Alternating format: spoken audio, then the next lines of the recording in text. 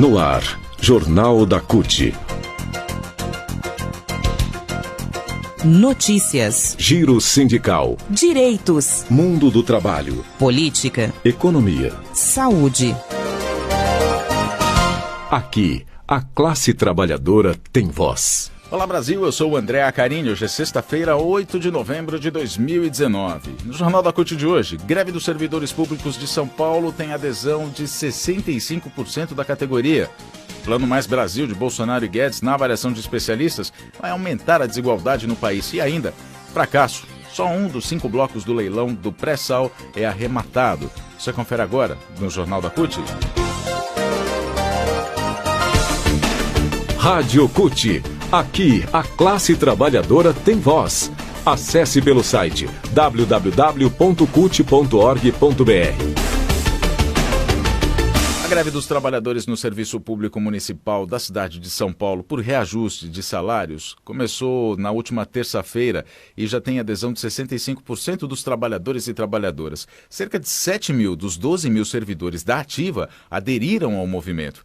Sem reajustes desde 2013, a categoria já soma 39,27% em perdas salariais e está bastante mobilizada. Nessa quinta-feira, os servidores fizeram uma manifestação em frente à Prefeitura, no Viaduto do Chá, no centro da capital paulista. Nós conversamos com João Batista Gomes, que é da Executiva Nacional da CUT e diretor do Sindicato dos Trabalhadores do Serviço Público da cidade de São Paulo, o Sindicep São Paulo.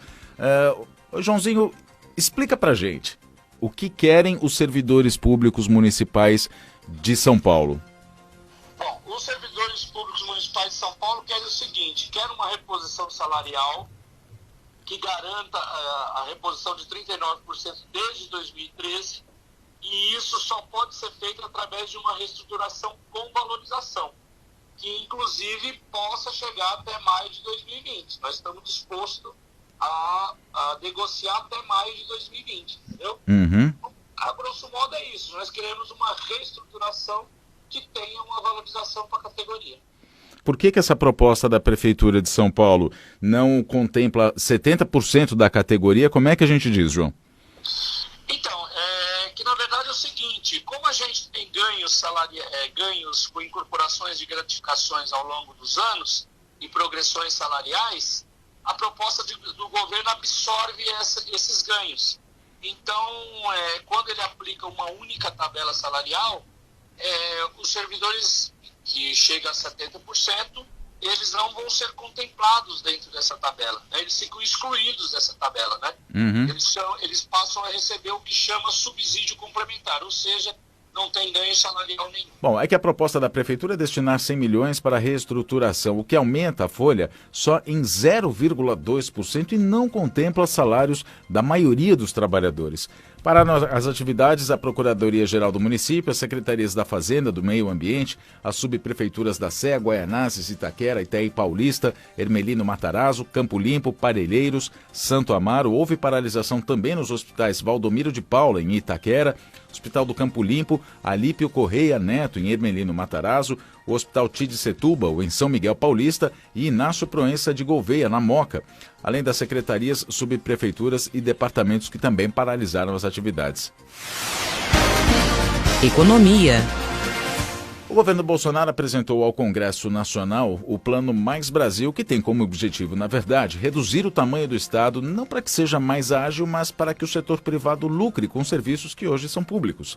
Na avaliação de especialistas em economia, o plano vai aumentar as desigualdades e não vai melhorar o desempenho econômico do Brasil. Chamado de pacote de maldades, esse plano retira o aumento real do salário mínimo, corta benefícios fiscais e freia ainda mais o desenvolvimento econômico sem gerar emprego e promover justiça social. Os benefícios cortados incluem cesta básica, remédios, produtos de setores estratégicos para o desenvolvimento do Brasil.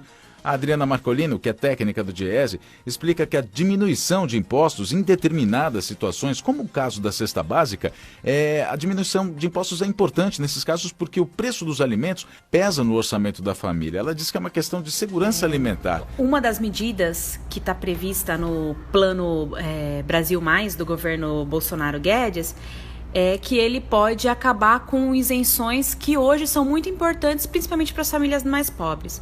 Uma delas é acabar com as isenções da cesta básica. Isso elevaria o preço de itens que são de muita necessidade para as famílias brasileiras. Essa política é uma política de segurança alimentar e que tem hoje fundamental importância num período em que a gente tem 13 milhões de desempregados. À medida que acabam as isenções fiscais para produtos alimentícios, as famílias acabam gastando mais, né, ou destinando mais do orçamento, e isso gera desigualdade social. Gera porque esses produtos, por exemplo, uma pessoa que tem uma renda de 20 mil reais, ela paga o mesmo preço que uma pessoa que tem uma renda de salário mínimo. Então, a cesta básica, ela pesa muito mais para uma família que ganha um salário mínimo do que para quem ganha 20 mil.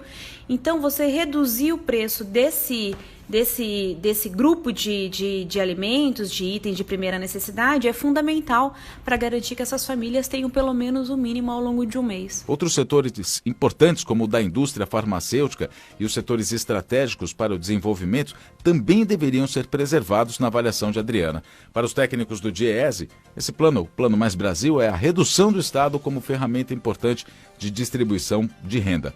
Ao invés de permitir sanar as contas e retomar o crescimento, essas medidas, o Plano Brasil, Plano Mais Brasil, retira a capacidade do Estado de atuar como um promotor do desenvolvimento, restringe o custeio e o investimento público e também esvazia o Banco Nacional de Desenvolvimento Econômico e Social, BNDES, que é o principal instrumento de investimentos do país.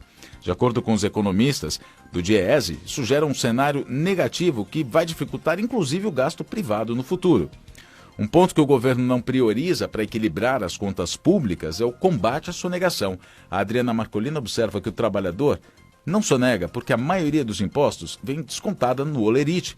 Os demais, empresários, pessoas jurídicas que ganham mais, têm maior possibilidade e caminhos legais para sonegar. Ela diz ainda que esse debate não é somente sobre a dívida, é a disputa de quem fica com os recursos públicos. Esse é o objetivo do Plano Mais Brasil.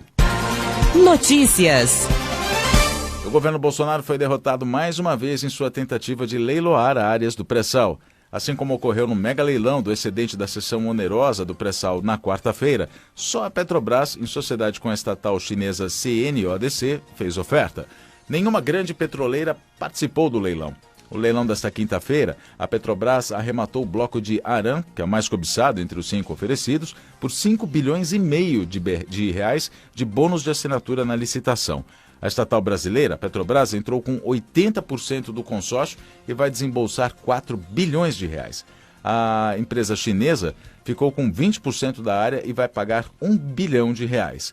Entre os blocos que não receberam nenhuma oferta estão o sudoeste de Sagitário, na Bacia de Santos, o mais barato da concorrência, e o norte de Brava, na Bacia de Campos. A Petrobras havia indicado que tinha interesse nesses dois blocos, mas acabou desistindo.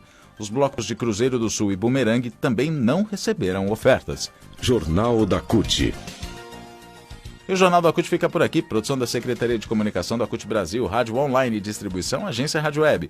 Colaboração Rede Brasil Atual e TVT. Mais notícias e informações sobre o mundo do trabalho, www.cut.org.br. Muito obrigado pela sua companhia. Falamos na próxima edição. Até lá.